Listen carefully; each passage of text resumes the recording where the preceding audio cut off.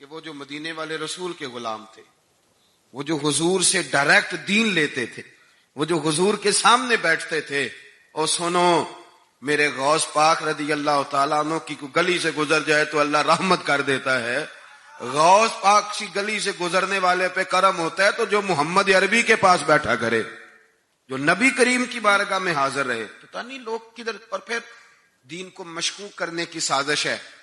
ہم نے تو دین لیا ہے صحابہ سے.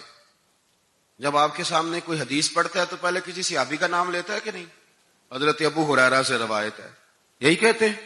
حضرت انس بن مالک سے روایت ہے، حضرت ابو دردہ سے. کون نہیں سمجھ آئی آپ کو میری بات؟ حضرت ابو دردہ سے. تو حضور نے ہمیں بتلایا ہے کہ جب تم نے میرے دروازے پہ آنا ہے نا تو میرے کسی صحابی کا بازو تھام کے آنا ہے، اس کا نام لو. پہلے اس کا نام لو. یہ روایت کس نے بیان کری؟ پہلے نام لو. آپ تو اکیلے دروازے رسول تک جا نہیں سکتے جب تک کسی صحابی کا دامن نہیں تھام لیتے. صحابہ سے پیار کریں، ان کے ساتھ محبت کریں، ان کی زندگیوں کو پڑھیں. باقی مزاج ہے لوگوں کا، اگر آپ کسی چیز میں نقص نکالنا چاہیں گے تو نقص تو مل ہی جاتے ہیں. اگر نکالنے کا پروگرام ہو جائے تو نقص تو وہ تو مل جاتے ہیں. لوگ انبیاء کو ڈسکس نہیں کرتے، لوگ معاذ اللہ تعالی سرکار کا علم شریف اس پر بات نہیں کرتے. ڈسکس کرنے کو کیا ہے جو نہیں ملتا؟ لیکن اگر اس الجھن میں الجھو گے تو دل سیاہ ہو جائے گا. اور صحابہ کرام علیہم رضوان کو کبھی ڈسکس نہیں کریں. ویسے علماء یہاں تشریف فرمائے ہیں، ہم تقلید جو کرتے ہیں یہ اعمال میں کرتے ہیں، عقیدے میں تقلید نہیں ہوتی. ہم اللہ رسول کو امام اعظم کے کہنے پہ نہیں مانتے، ہم تو ان کی اعمال میں تقلید کرتے ہیں. سمجھ آ رہی ہے میری بات کی؟ لیکن صحابہ کرام وہ ہستیاں ہیں کہ جن کے ایمان کو اللہ کریم نے ہمارے لیے نمونے کے طور پر بیان فرمایا ہے. فرمایا وَإِذَا قِيلَ لَهُمْ آمِنُوا كَمَا آمَنَ النَّاسُ، جب منافقوں سے کہا جائے کہ اس طرح ایمان لاؤ جس طرح یہ لوگ ایمان لائے، یعنی صحابہ ایمان لائے، اس طرح ایمان لاؤ جس طرح، بولیے گا، صحابہ ایمان لائے، تو پتہ وہ کیا کہتے ہیں؟ قَالُوا وَنُؤْمِنُ كَمَا آمَنَ السُّفَهَاءُ، کہ ہم اس طرح ایمان لائیں جس طرح یہ بیوقوف لے آئے. یہ تو کلیاں پی جاتے ہیں حضور کی، یہ تو ناک سے ریٹھ نکلتی ہے تو چہروں پہ مل جاتے، جو سارا سارا مال لٹا دیتے، ان کی طرح ایمان لائیں. الا انہم هم السفہاء، اللہ کریم نے فرمایا او میرے محبوب کے صحابہ کو بیوقوف کہنے والوں خبردار ہو جاؤ، تم ہی بیوقوف ہو. صحابہ کو بیوقوف کہنے والوں تم، تو جن کے ایمان کو بطور مثال، لیکن نا جس کے پیچھے آپ نے چلنا ہے، اگر آپ نے اسی کو مشکوک کر دیا، فرمایا ان کی طرح کا ایمان لاؤ، ان کی طرح جس طرح میرے محبوب کے صحابہ کا ایمان ہے. میں آپ کو ایک بات عرض کروں، ہمارے زمانے میں جو ایمان کا مسئلہ ہے نا، اس میں بڑی حد تک پیچیدگیاں ہیں، اللہ ماشاءاللہ یقین کی کمزوریاں ہیں. میں اکثر کہتا ہوں کہ یہ پولیس میں نوکریاں آتی ہیں نا تو سویرے بڑے بڑے وہ بچے جن کی کبھی 12 بجے سے پہلے آنکھ نہیں کھلتی، وہ صبح صبح سڑکوں پہ دوڑ لگا رہے ہوتے پولیس میں جا کے، اور اس کی بڑی جلدی آنکھ کھل جاتی ہے، لیکن اسے کہا جانا فجر بھی پڑھ لیا کر، تو کہتا ہوں خو دیر سے آتا ہوں، کام بڑے ہوتے ہیں، بیٹھ کے کرتا ہوں، 100 بہانے کرتا ہے. لیکن ضرورت کے لیے کمزوریاں آ گئیں بڑی ساری جگہوں. صحابہ کرام کی اگر آپ زندگیاں دیکھیں نا تو سیاستہ میں روایت ہے، حضرت خباب رضی اللہ تعالی محنت کی. آس بن وائل ایک کافر تھا، اس کے گھر میں محنت کی. غریب آدمی کی تنخواہ جو ہوتی ہے نا، وہ اس کے تنخواہ کے آنے سے پہلے ہی ساری خرچ ہو چکی ہوتی ہے، پہلے لگ جاتی ہے. چونکہ کاروباری لوگ جو ہوتے ہیں ان کے پاس تو ڈھیر سارا مال ہوتا ہے، اس لیے سرکار نے فرمایا کہ اللہ تعالیٰ نے 9 حصے برکت بھی تجارت کے اندر رکھی ہے اور 1 حصہ باقی کاموں میں رکھی. تو غریب آدمی جب محنت کرتا ہے، مشقت کرتا ہے، تو وہ جو اس کو پیسے آتے ہیں نا کبھی، تو آنے سے پہلے طے ہوتا ہے کہ کہاں لگنے. اب آپ کا تو نہیں مجھے پتا، بڑے شہر میں رہتے ہیں، میرا ایک چھوٹے علاقے سے تعلق ہے، تو ہمارے یہاں ایک کمیٹی ڈلتی ہے، تھوڑے تھوڑے پیسے ہر مہینے دیے جاتے ہیں، پھر وہ کمیٹی نکلتی ہے. تو وہ کمیٹی کا نکلنا اسی طرح ہوتا ہے جس طرح عید کا دن ہوتا ہے، جس کی نکل آئی سمجھ لیں پھر وہ نہ چھا گیا. وہ تو میری تو کمیٹی نکل آئی، اور کمیٹی بڑی پیاری ہوتی ہے. وہ اگر کہہ دے نا جس کے یہاں کمیٹی ڈالی ہوتی ہے کہ تھوڑے تھوڑے لے لو، تو کہتے نہیں میری رقم خراب کرنی. دیکھیں بڑی مشقت سے محنت کے ساتھ وہ پیٹ کاٹ کاٹ کے پیسے دیے جاتے ہیں. دیے کیوں جاتے ہیں؟ وہ گھر میں جمع نہیں ہو پا رہے تھے، کسی کو دے دیں گے. حضرت خباب کہتے ہیں میں نے بڑی سخت محنت کی. اس نے مجھے ایک کام دیا. ہمارے دیہاتوں میں یہ ہوتا تھا کہ جو آدمی اوور ٹائم لگانا چاہتا تھا نا، تو کسی شخص نے اینٹیں پھکوائی ہوتی تھی گلی میں، تو وہ اس کے ساتھ ٹھیکہ کر لیتا تھا کہ میں 1000 لوں گا اور تیری 1000 اینٹ اٹھا کے تیرے گھر میں ڈال دوں گا. تو بڑی مشقت کرنی پڑتی تھی. اور جب پیسے ملتے تھے تو پیسے ویسے بھی غریب آدمی مزے سے وصول کرتا ہے. کون مزے سے وصول کرتا ہے؟ جو امیر تھے وہ گھورنے لگ گئے اور امیر بولنے لگ گئے، غریب بولنے لگ گئے. میری بات پر توجہ کریں. جس کو 50,000 روز جاتا ہے وہ تو بیچارہ منہ بھی نہیں نا دیکھتا پیسوں کا، وہ تو سیدھے بینک میں گئے اور بینک سے نکل آئے. اور غریب کو جب شام کو 600 روپیہ دیہاڑی ملتی ہے تو وہ 2-3 دفعہ ہاتھ صاف کرتا ہے، پھر بسم اللہ شریف پڑھتا ہے اور وہ پیسے وصول کرتا ہے. اور اسے پتا ہوتا ہے کہ یہ 150 دودھ کا دینا ہے، اتنے سبزی، وہ مزہ لیتا ہے. جو آدمی روز کھاتا ہے نا گوشت، وہ تو نخرے کرتا ہے، اس سے کہاں کھایا جاتا ہے صاحب.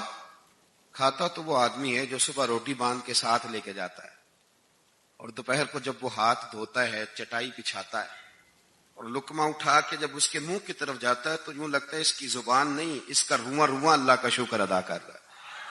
وہ مزہ لیتا ہے. یہ حسن ہے زندگی کا. اگر آپ محسوس کریں وہ الگ بات ہے کہ شہر میں آ کر پڑھنے والے بھول ہی گئے کہ کس کی ماں نے کتنا زیور بیچا تھا. حضرت خباب رضی اللہ تعالیٰ عنہ کہتے ہیں میں نے عاص بن وائل کے ہم مزدوری کی اور بڑی مشقت کی. میں نے بڑی شاندار کر کے میں نے کام کیا دیانتداری سے. وہ کافر تھا، میں مسلمان تھا. آپ فرماتے ہیں میرے دل میں شوق تھا کہ پیسے ملیں گے تو یہ میں خرچ کروں گا اور فلاں فلاں فلاں فلاں جگہ میں نے پیسے لگانے. بچوں کو بھی بتایا ہوتا ہے آدمی نے کہ پیسے آتے ہیں تو تمہیں فلاں فلاں چیز بھی لے کر کے دوں گا. اب مجھے بتلائیے کہ اگر اس دن پیسے نہ ملیں یا کسی وجہ سے ڈوب جائیں تو کتنی اذیت کا اور کرب کا مسئلہ ہوتا ہے. فرماتے ہیں جب میں نے مزدوری کر لی، کام مکمل کر لیا، اور میں اس کے گھر گیا، میں نے کہا تیرا کام مکمل ہو گیا؟ اس نے کہا میں نے دیکھ لیا. تو میں نے کہا میرے پیسے دے دو. یہ دیکھو یہ وہ ایمان ہے جس کے بارے میں رب نے کہا وَإِذَا قِيلَ لَهُمْ آمِنُوا كَمَا آمَنَ النَّاسُ. اس طرح کا ایمان لاؤ. حضرت خباب کہتے ہیں میں نے کہا پیسے؟ تو کہتے ہیں بڑا آدمی تھا نا، نواب تھا، سیٹھ تھا، چودھری تھا، پاورفل تھا. تو کرسی پر بیٹھ کر ہنسنے لگا. کہنے لگا پیسے تو مل سکتے ہیں پر تھوڑا سا مسئلہ ہے. وہ کیا؟ معاذ اللہ ثم معاذ اللہ نقل کفر نہ باشد. کہنے لگا اگر آپ کلمہ پڑھنا چھوڑ دیں تو پیسے دوں گا، ورنہ یہ پیسے نہیں ملیں گے. ہم یہ کہہ تو دیتے ہیں کہ صحابہ نے سب کچھ لٹایا، لیکن ذرا اپنے پر اور میرے اوپر اس بات کو لاگو کیجئے گا کہ آپ نے محنت کی ہو، کمر دکھتی ہو، ہاتھوں میں چھالے ہوں، اور پھر وہ رقم جس کی بڑی ضرورت ہو وہ روک دی جائے. تو یہ دعوے کرنا، نعرے لگانا کام تو آسان ہے، لیکن اس جگہ اپنے آپ کو کھڑا کریں. وہ رقم تو تب ملے گی، تم تو کلمہ پڑھتے ہو، تمہیں کیسے دے دیں؟ یعنی ان کی مزدوریاں دبا لی جاتی، ان کی تنخواہیں چھپا لی جاتی. کہنے لگا وہ تب دوں گا. آپ یقین کریں بڑے خوبصورت جملے ہیں. حضرت خباب رضی اللہ تعالیٰ عنہ فرمانے لگے اس نے بڑے اعتماد سے بات کی کہ نہیں دوں گا. اس کا خیال تھا کہ یہ لڑکھڑائے گا، یہ پچھتائے گا. کہتے میں نے بھی رومال اٹھایا اور کندھے پہ رکھا. میں نے اسے کہا یار تو نے میرے ایمان کی بڑی تھوڑی قیمت لگائی ہے. تیرا یہ خیال ہے کہ میں اتنے سے پیسوں پہ لڑکھڑا جاؤں گا؟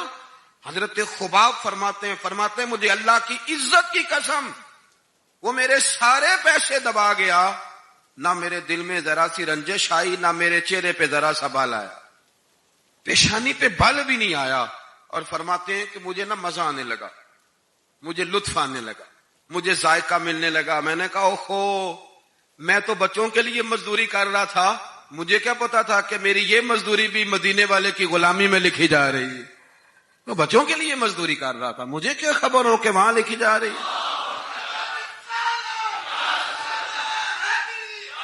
ہر صحابی نبی، ہر صحابی نبی، ہر صحابی نبی میرے عزیز بات کو سمجھنا، یہ ان لوگوں نے جہاں جا کے نا، میں آپ کو وہ نفسیاتی چیزیں بتانے لگا ہوں جو ذہن پہ اثر کرتی ہیں، جو انسان کو کمزور کر دیتی ہیں، یہاں آ کے کھڑے ہونا اور پھر اپنے آپ کو فرماتے ہیں میرے دل میں تو خیال بھی نہیں آیا۔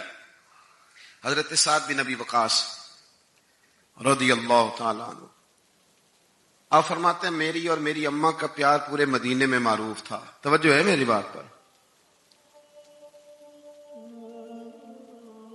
یہاں مجھے بتایا گیا خواتین بھی ہیں، پر چلو جو بات آئی ہو وہ میرا خیال ہے کیا ہی دینی چاہیے کہ رہنے دیں۔ نہیں، آپ جمہوری ملک ہے تو آپ سارے بول ہی رہنے دیتے ہیں، کوئی اور کر لیتے، کیا ضرورت ہے؟ جب آپ کا اتفاق نہیں ہے تو بعد میں میرے لیے آپ مسئلہ کھڑا کر دیں۔ میں تو آپ کی حمایت لے کے بات کرنا کر دوں۔ اگر کوئی بیٹا ماں کا پیارا ہو نا، میں ساری ماؤں کی بات نہیں کرتا، لیکن ایک نقص ہے جس کی اصلاح ضروری ہے۔ اگر کوئی بیٹا اماں کی بات ماننے والا ہو نا، تو پھر اللہ تعالیٰ اماں کو استقامت ہی عطا کرے تو بات بنتی، ورنہ پھر وہ بہو سے کہتی ہے، تمہیں پتہ ہے نا، پھر میں جیسے بیٹے سے کہتی ہوں ویسے ہی کرتا ہے، پھر وہ پورا کراتی ہے جو اس سے۔ میں نے آپ سے پوچھ کے بات کی ہے، ویسے میں نے آپ سے بات ٹھیک کر رہا ہوں کہ نہیں؟ اور اگر کسی بیوی کو پتہ چل جائے نا میرا خاوند میری بات مانتا ہے، تو پھر وہ بھی اس کو کہتی ہے کہ اب ریموٹ کنٹرول میرے ہاتھ میں ہوگا، اور میں کہوں گی تو آپ اٹھیں گے، میں کہوں گی تو آپ۔ وہ پھر اماں کو بلیک میل کرتی ہے، کہتی ہے تمہیں پتہ ہے نا وہ سنتے میری ہے، مانتے۔ یہ لوگ کرتے ہیں، بلکہ میں کہتا ہوں کہ جس سے بھی آپ پیار کرنے لگ جاتے ہیں نا، جس سے بھی آپ پیار کرنے لگ جاتے ہیں، وہ کہیں نہ کہیں آزما ضرور لیتا ہے، وہ ناز اٹھوا لیتا ہے، اسے پتہ ہوتا ہے نا میرے اٹھائے جا رہے ہیں، اٹھوا لیتا ہے۔ حضرت سعد بن ابی وقاص کہتے ہیں میرا اپنی اماں سے بڑا پیار تھا، اور زمانہ جانتا تھا کہ بڑا پیار ہے۔ میں نے کلمہ پڑھ لیا، میری اماں نے بھوک ہڑتال کر دی۔ اس نے کہا کہ جب تک آپ کلمہ نہیں چھوڑیں گے معاذ اللہ میں روٹی نہیں کھاؤں گی۔ تھوڑی سی آبادی تھی، برادری میں رہتا تھا، بڑا سا گھر تھا، زمانہ جانتا تھا۔ فرماتے ہیں ہر چوک میں میری باتیں ہونے لگی۔ تیسرا دن ہو گیا، اماں نے روٹی نہیں کھائی۔ اب اندازہ کر لیں کہ شام کو افطار کے وقت کیا حالت ہوتی ہے آدمی کی، کھانا نہ ملے تو۔ اور تیسرا دن ہو گیا اور بوڑھی اماں، ہر چوک میں بات ہو رہی، اور سعد کی اماں، اور میری ماں کو بھی پتا تھا کہ میں جہاں چاہوں گی مجھ سے محبت کرتا ہے یا وہاں آئے گا۔ آپ فرماتے ہیں ہر چوک میں بات ہونے لگی، ہر جگہ لوگ ذکر کرنے لگے، باتیں چھڑ گئیں، میری ہی باتیں، میرے ہی تذکرے، میرے بارے میں ہی لوگوں کا ذکر۔ فرماتے ہیں میں بڑا پریشان ہوا، میں گھر آیا، میرے بہن بھائی بھی مجھ سے کہیں اماں مر جائے گی، میرے والد بھی، میرے دیگر لوگ بھی، سب رشتہ دار میرے گرد ایک۔ میں نے کہا کہ ہم باتیں کر دیتے ہیں، آپ سن لیتے ہیں، کبھی اپنے آپ کو اس جگہ کھڑا کریں کہ جب ہر آدمی اس سٹیج پہ پہنچ جائے کہ میں بھئی تو خرابی کر رہا ہے، اور اتنے سارے لوگ جاننے والے گھیرا کریں گے تو آدمی کیسے بچائے گا اپنے آپ؟ حضرت سعد بن ابی وقاص کہتے ہیں کہ میرے گرد شدید گھیرا تنگ ہو گیا، اور مکے کا دور ہے، حالات اتنے خطرناک ہیں کہ سنبھالے نہیں سنبھلتے۔ آپ فرماتے ہیں جب حد ہو گئی تو میں نے کہا اماں سنو پھر میری بات، میں تم سے بات کرنے لگا ہوں۔ کہتے ہیں میرے بہن بھائیوں کے بھی کان کھڑے ہو گئے، اماں بھی سہارا لے کے اٹھ کے بیٹھ گئی کہ لگتا ہے کہ برف پگھلنے لگی ہے، لگتا ہے کہ کچھ نرم ہوا ہے۔ فرماتے ہیں میں سامنے کھڑا ہوا، اور تھوڑے بہت لوگ جو وہاں موجود تھے وہ بھی قریب آ گئے۔ میں نے کہا اماں تیرا اور میرا پیار زمانہ جانتا ہے، اور دنیا کو پتا ہے کہ میں وہ بیٹا ہوں کہ جس کی لوگ مثالیں دیتے ہیں۔ اماں ہر چوک میں تیری میری باتیں ہوئی، ان 3 دنوں میں تجھے اور مجھے ڈسکس کیا گیا۔ اماں تو بڑی کمزور ہو گئی، اٹھ کے تجھ سے کھڑا نہیں ہوا جا رہا۔ یہ ساری چیزیں میرے سامنے آئیں، بہنوں نے رو کے دکھایا، بھائیوں نے محبت یاد کرائی، ہر چیز میرے آڑے آئی۔ لیکن حضرت سعد بن ابی وقاص کہنے لگے اماں میں نے اپنے دل کا جائزہ لیا ہے، میرے ایمان نے ایک وقت بھی مجھے یہ مشورہ نہیں دیا کہ میں اماں کو منا لوں۔